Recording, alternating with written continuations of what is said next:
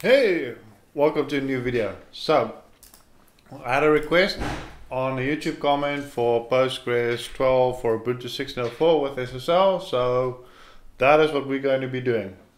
So let's get started. So I found this blog post, gives a list of commands, tells you how to get Postgres 12 running on Ubuntu because it does not ship with it by default. Uses all the Postgres because it's an LTS release. So let's get started. So first thing that they recommend is get all this stuff. We've got all that stuff. Get quiet. So this installs the repository into app, so we can grab our Postgres from there. Gets this one. Okay, sorry. So the first one's the key for the repository. The second one we've got there, that's for the actual repositories. Maybe make it a bit bigger. I hope this works. Let's see. So we got those two commands. So do an update. Grab the Postgres after this, and it's installing. Okay, so next thing that they say is to check if it's actually running. So let's see if it's running. Okay, so busy still installing, taking a little while, don't know why. Probably because at the moment South Africa's got internet problems. One of us undersea cables broke again in the middle of lockdown. Lots of fun, but at least I'm with Afrios and they actually still give very good service even in the middle of all of this. So let's see. System CTLs.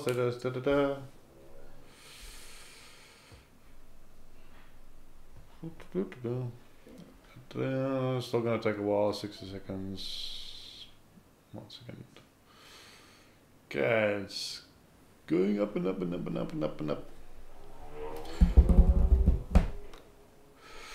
Ooh.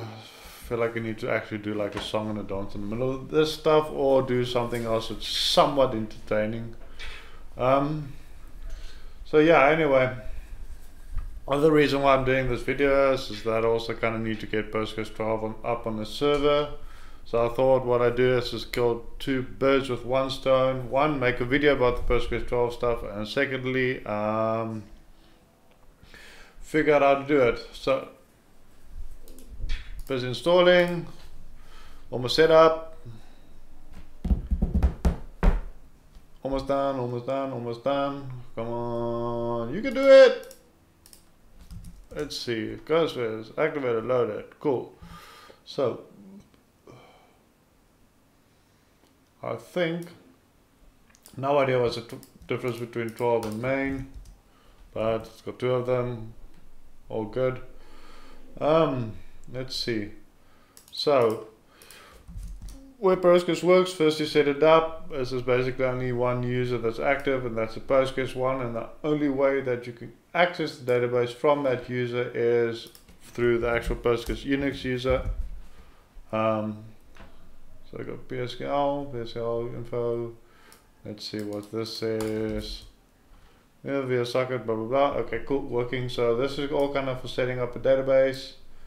All looks really good. Might get back to that in a second, but what we want to do now is we want to have a look at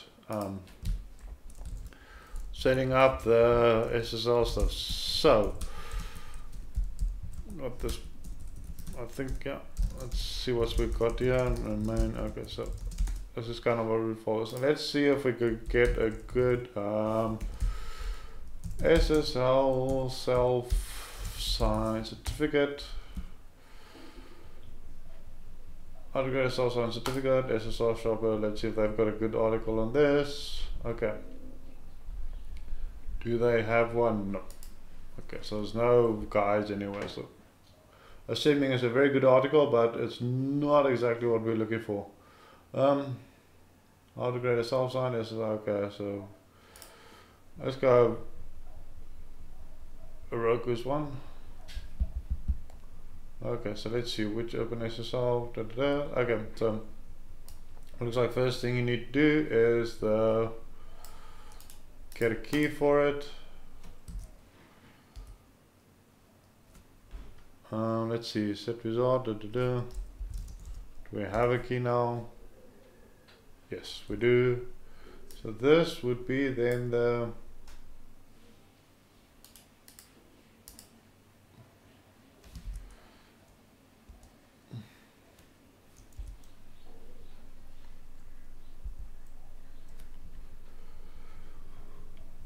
okay, so this is generating SSL certificate. And then SSL source and in out. So that does not have a certificate authority in it, which is also not what we're looking for. So let's just kill this sort of pass file. Cell sign certificate generator. Okay, so it can generate a server name for cell sign certificate.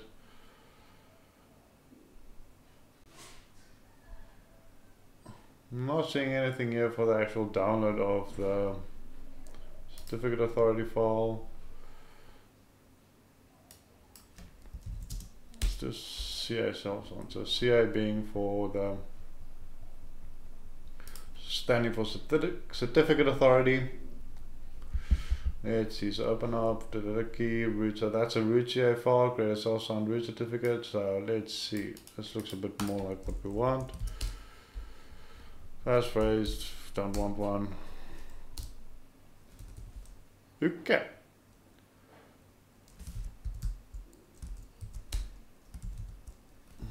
So let's see.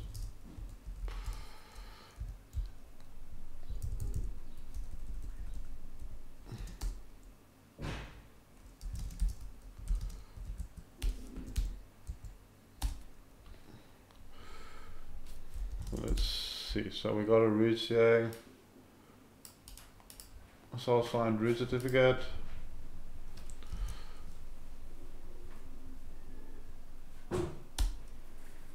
So country, EU.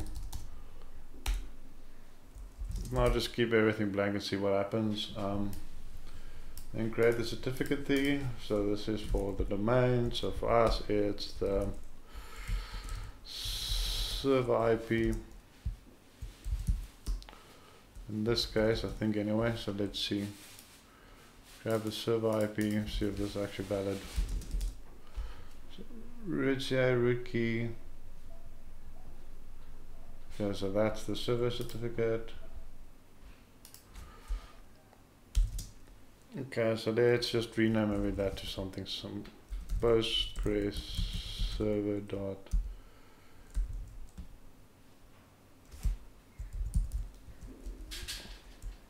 service.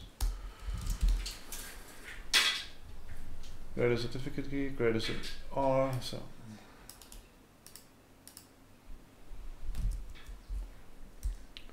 the key would be the Postgres service key, and then that one would be the Postgres service.csr. Bunch of flags again. Okay, actually just let's redo that because we need to set the common name to the IP address of the server. The reason being, if we want to enforce the certificate check against it, we need that. So you can have like multiple levels of it. So the one thing that you can check is you can check whether the CA got signed by the same key, so that the client knows it, they can trust that certificate. And then the second level on top of that is you can have the same way you do for websites, is have a look at this FQDN or domain to make sure that that's actually the server that it's talking to. So it not only validates that the certificate was signed by the CA, but it also validates that the certificate is actually the one that it is expecting. So, and then method, okay, it's a one-liner, interactive, okay. So then the next step would be to, okay, so let's see. So we need that part, we need that part, except for us, it's called something else. It's called Postgres service. Okay, subject is going to be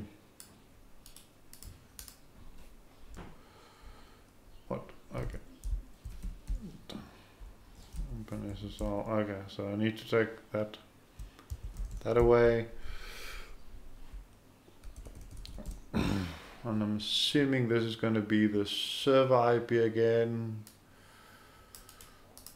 So like when you do this in a sort of production environment, what you probably have is domain names instead of IP. So instead of the IP address, you'll put the domain name in there. But for now, works for us. Request extensions. And then got this config.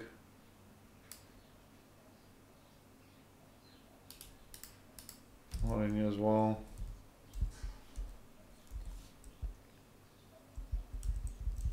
But again, we take out all this DNS stuff.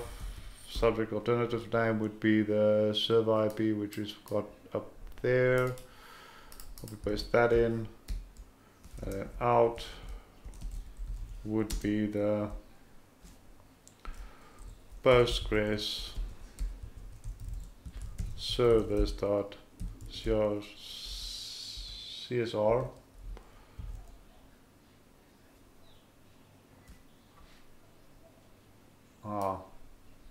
So it's basically exactly a copy paste of what we did up there,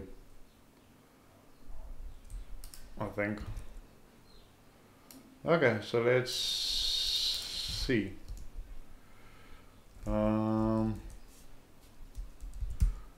Again, wrong file. Postgres service CSR. Okay.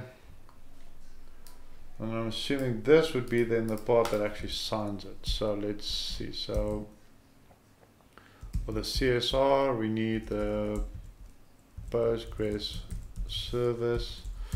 So one of the nice things about signing these certificates is that for modern web-based certificates is you need to do like the SANs and some other stuff on top of that these days. But for like this sort of stuff, it's a bit easier, because you don't have to go through all of that stuff.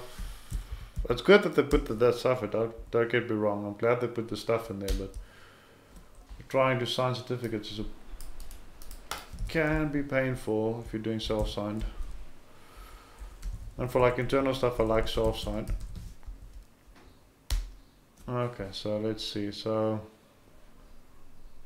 state and then widgets, blah blah blah. What we're looking for is the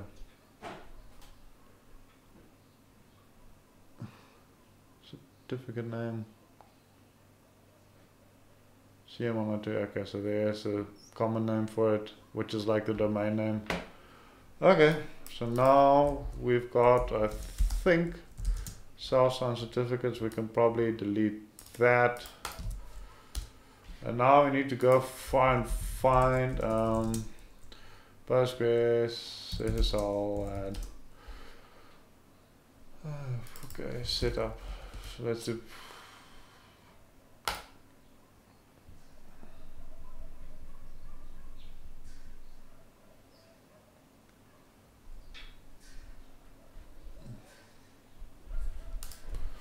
Okay, so let's see. So if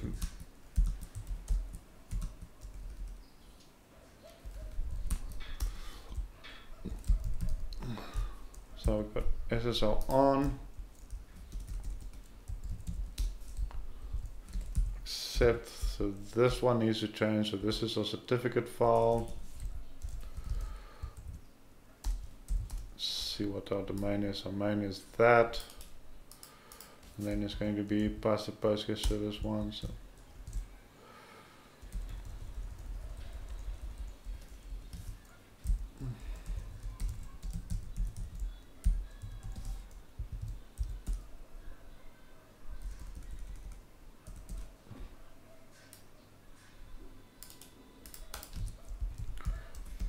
and then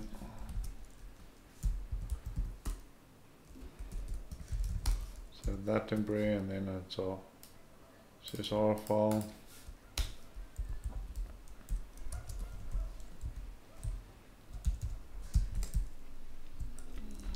And then copy paste that in there. Okay. Okay, no, sorry, we don't have a CRL file. We do have as a root.crt file. to this, restart Postgres. Let me check the status for it. Okay, so it failed for some reason. Let's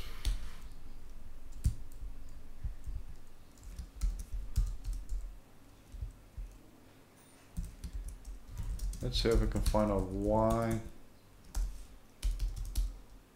Okay, so permissions on the files are wrong. So first thing that we need to do is just make this owned by Postgres, and then by Postgres, and then we say root, and then also the Postgres service.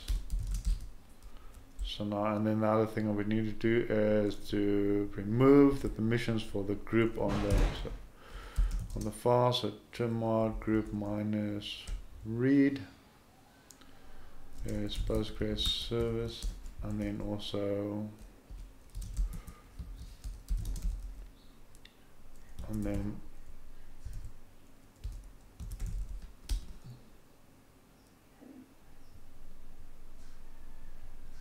files must be permissions, or at least if owned by the database user permissions, or less if owned by root.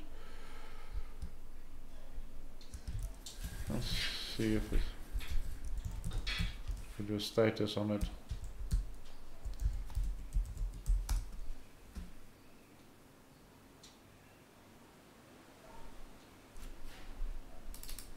Make that big. Okay.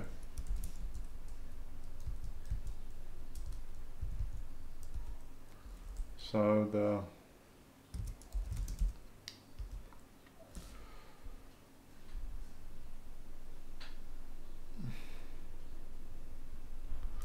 let's see, so this, okay, so not only group but others as well. And if we try now and we say okay, we also need to do it for the post service. Try to restart now and do a status.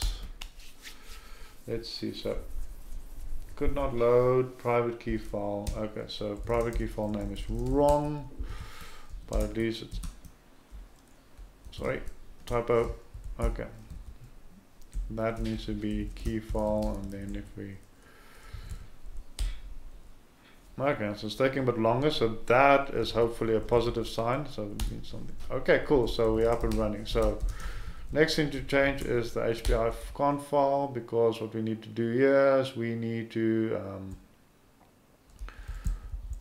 check the SSL stuff. Okay, so SSL stuff, if I remember correctly, is gonna be all here. That's socket domain IP. So let's see, same user, same role, replication.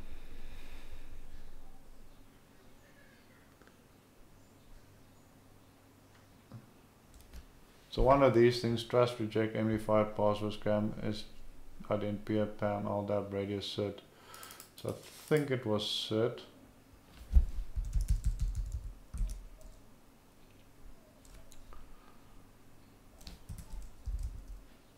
Let's see. Let's see if we can find this one with the SSL stuff. SSL on, host, MD5.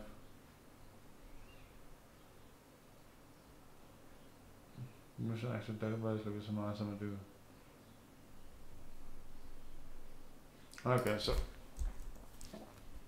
not so much cert, but host SSL. So MD5 and then host SSL.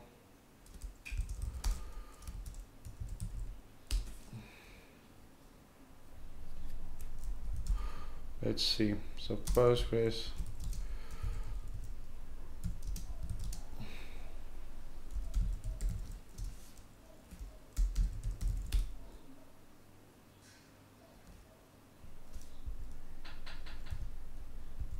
Okay, let's first test a negative. So let's first change this back to host, restart Postgres.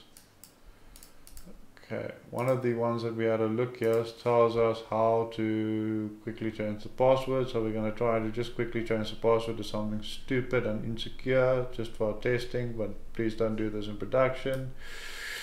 Let's see. So we're going to go to the Postgres user. I'm going to type that, and then we're just going to make this password for now. And then now let's do Postgres W. Okay, cool. So we can log in by, let's do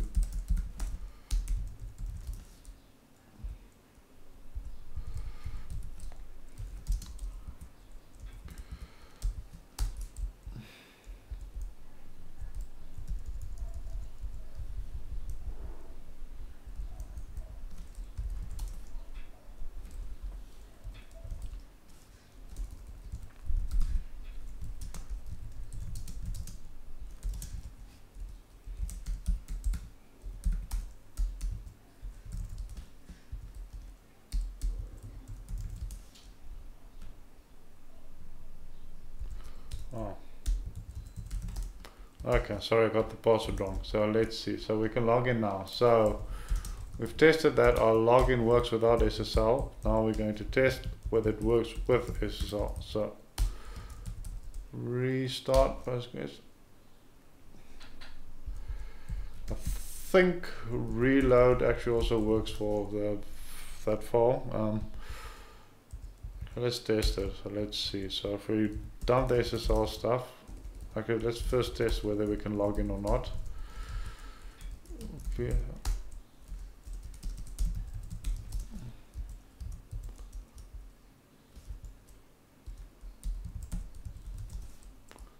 Can log in. So I think one of the reasons why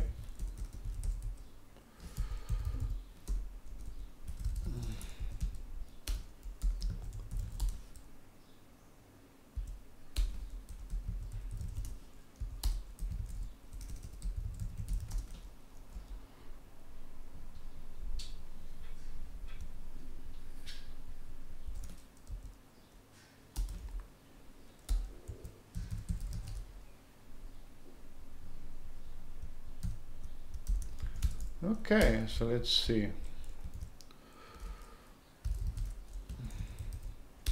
Let's restart because I want to see what that cert does. Come on.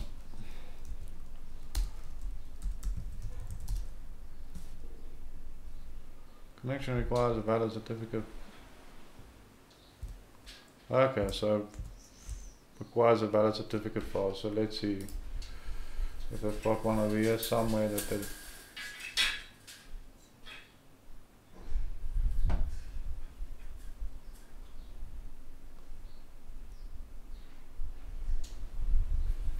Okay, so let's see. Post special client command with SSL set.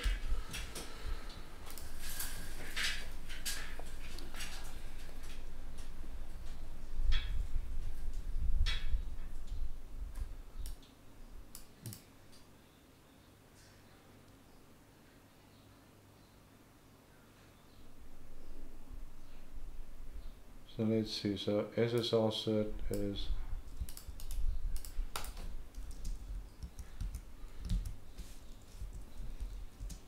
one. So let's see. So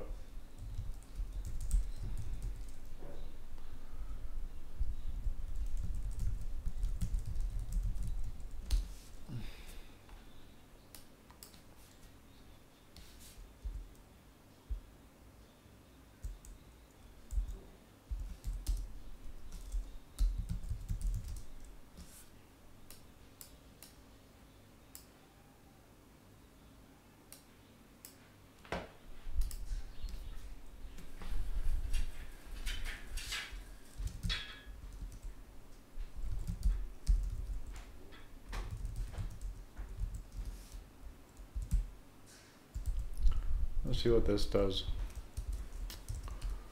It does anything? Okay.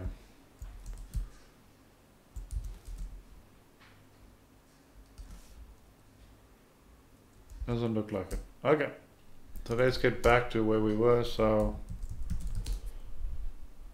at the moment, still requires a valid client certificate.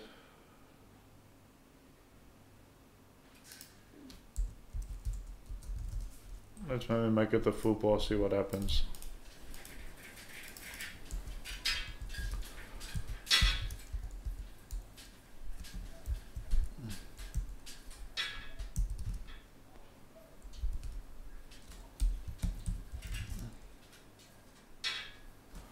Okay, let's actually just check the manual pages for it. Command, go file name, most separate list, HTML.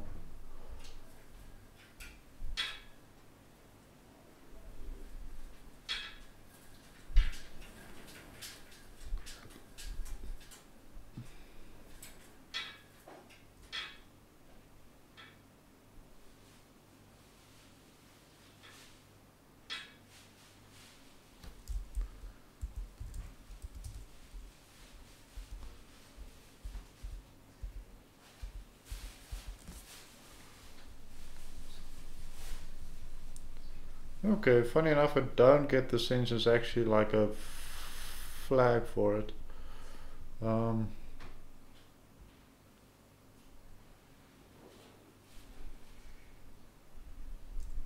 Unless I'm completely mistaken.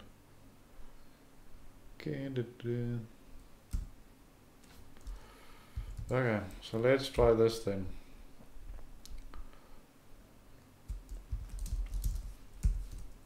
Let's try this SSL stuff inside.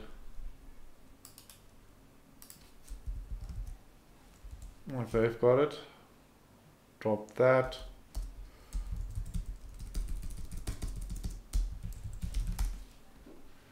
Okay, cool. So progress. So let's see. So SSL that, and then the other one we need is SSL key. And it's going to be all of this stuff.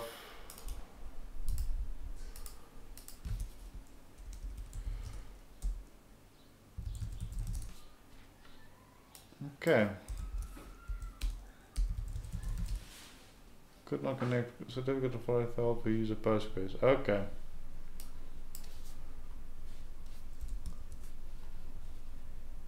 So I'm assuming potentially it's got to do with the fact that we don't have the proper. This is probably just going to upload file because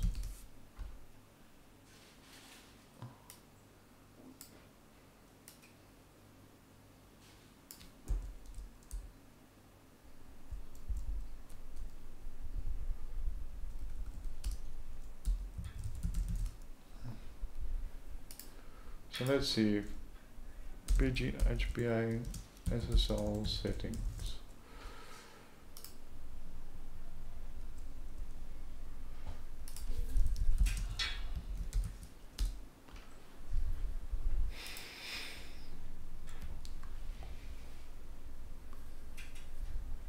Once we come out to make this option server must put the SSL, firmware must be able to server start time.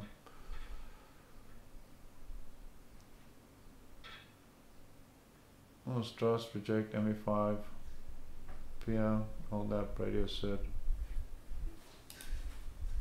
See what this is, auth options.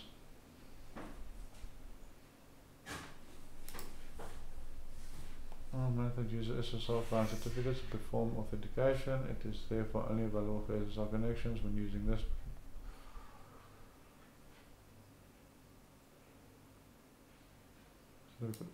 Okay, so you need a common name that matches that username. So not going to work for a certificate that we haven't properly created for it. So let's go back to MD5 for now. Let's see if we can reload it.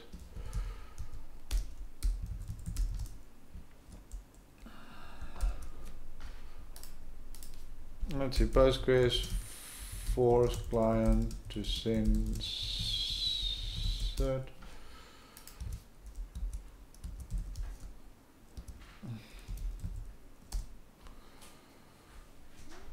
let's see.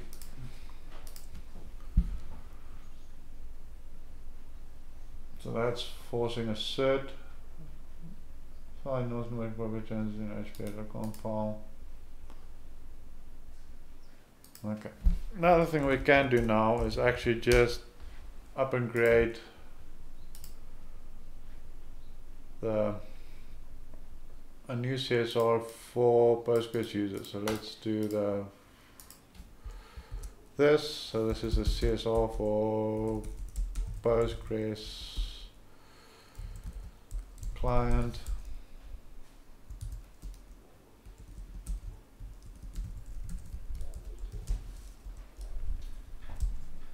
Okay, actually first what we need to do is we need a new key. So let's first create the key. So that's going to be Postgres client, get a new key.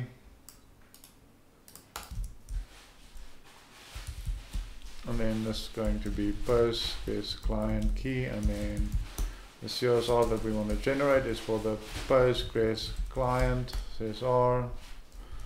And keep all that stuff except for this one, which needs to be match the username that we want to try to. And then that's a one-liner, and then this is the signing part to it. So let's see, grab that. Need that, and this is going to be Postgres client.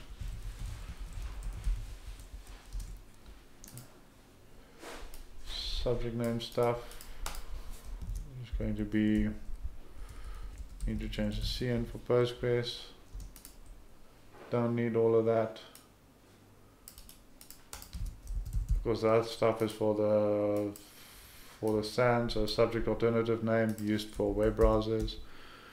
Not dealing with web browsers here. Postgres.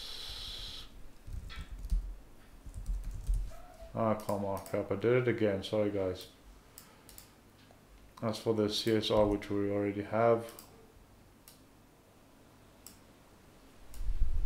Need to copy paste this, and then just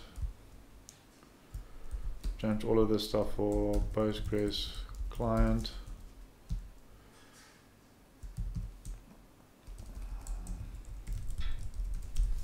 Client, CA file, key, root key, I think that all looks right. And then when we connect, it's pghpa.conf. Let's change this back to cert. Reload.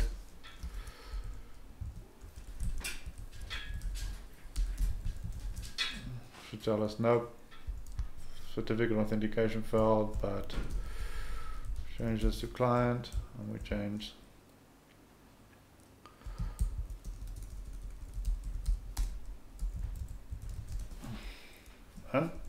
and we are in. So let's make double sure. If I do just Postgres W, I make the host 127.0.0, and I type in my, should fail us because we need a valid certificate, and then if we present a valid certificate, we are in. So let's see. So another thing I want to check at the moment is, I think, just one last thing, and that is the validate for the server certificate. So I just want to share that. So it's not going to work, we're not going to be able to log in, but at least you're going to get a sense of what it actually does. So to do this, we need to add this SSL root. We need to add this, and then we need to point to that root CA file that we have. So we need to do that part over there. We need the root CA, I think it's CRT. And then what we need to do is also add this SSL mode in there.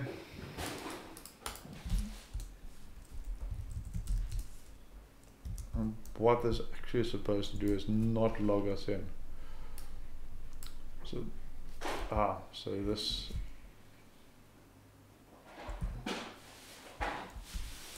So verify, I think CA would work because it verifies the CA file.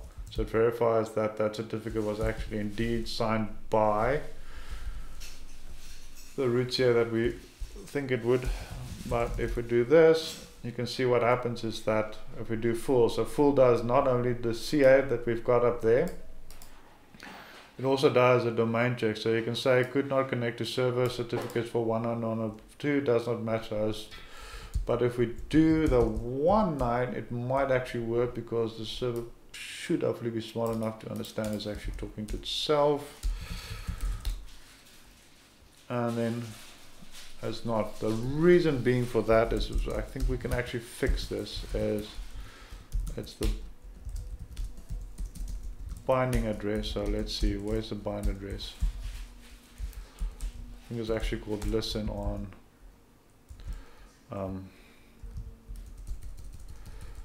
Postgres. Other systems is called bind. Let's see if we can just reload it.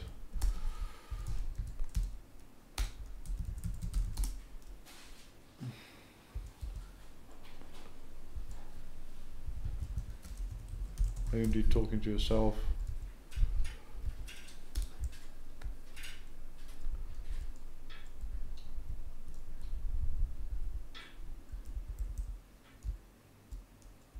See. So let's maybe do a restart. See if that changes the networking config. Okay, so entry for that does not exist, so let's quickly create that. I'm going to do this by copy pasting that, changing that to that. Let's see if this works. Should have just been able to use a reload. Oh well. Oh no, and we're on. So what we did there is we changed the IP that we're connecting with to match the one that we specified in the certificate earlier. And by using the certify full, as you saw, we not only identified the server as one that was signed by a certificate that we trust, the certifying authority that we trust, but also that it is indeed the actual server that we thought it would be. And that is how you set up Postgres 12 on Ubuntu 18.04 and get SSL running with the actual commands for creating the SSL scripts. And with that, cheers guys, bye.